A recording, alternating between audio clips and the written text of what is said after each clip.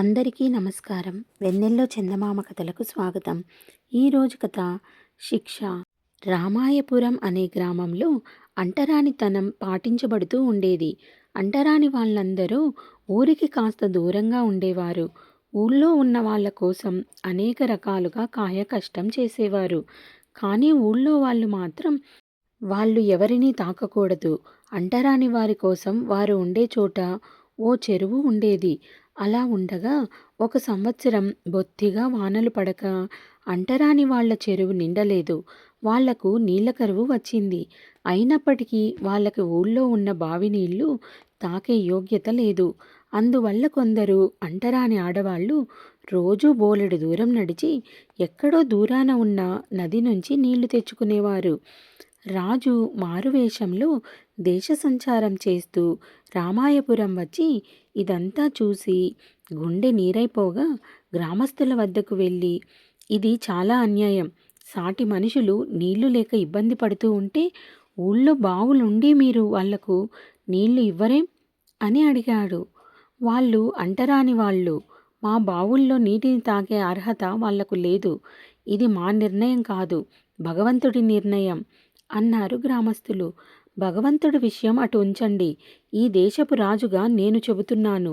మీరు వాళ్లను బావిలో నీరు తీసుకోనివ్వాల్సిందే అంటూ రాజు మారువేషం తొలగించగానే గ్రామస్తులు ఆయన కాళ్ల మీద పడి, ప్రభు, తమరెవరో తెలియక నిరసనగా మాట్లాడాము, మన్నించండి. అయితే అంటరాని వాళ్లను మా బావులను తాకనిచ్చి నీటిని అపవిత్రం చేసుకోలేము. అదే మీరు రాజశాసనం అనే పక్షంలో గ్రామస్తులందరం ప్రాయోపవేశం చేస్తాం అన్నారు. అంటరానితనాన్ని నమ్ముతూ ఉండే మీ వంటి మూర్ఖులు ప్రాయోపవేశం చేసి ప్రాణాలు తీసుకున్నా దేశానికి వాటిల్లే నష్టం ఏమీ ఉండదు.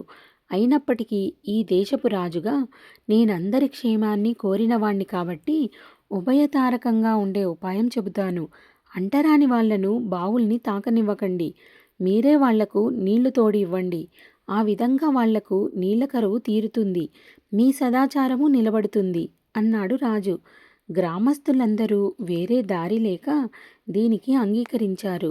రాజు తిరిగి రాజధాని చేరుకున్నాక దాన్నే రాజశాసనం చేశాడు. ఈ శాసనం ఆ దేశపు మంత్రికి నచ్చలేదు.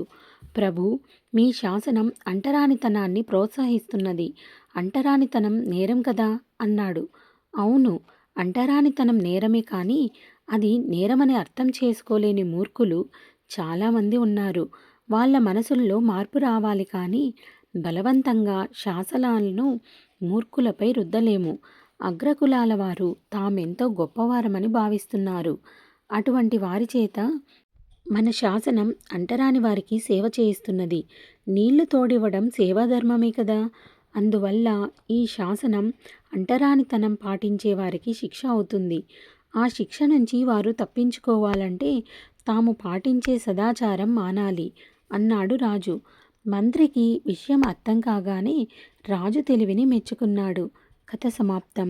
ఈ కథ మీకు నచ్చిందనుకుంటాను. నచ్చినట్టయితే లైక్ చేసి, షేర్ చేసి మా ఛానల్ని సబ్స్క్రైబ్ చేసుకుంటారని ఆశిస్తున్నాను. Thank you.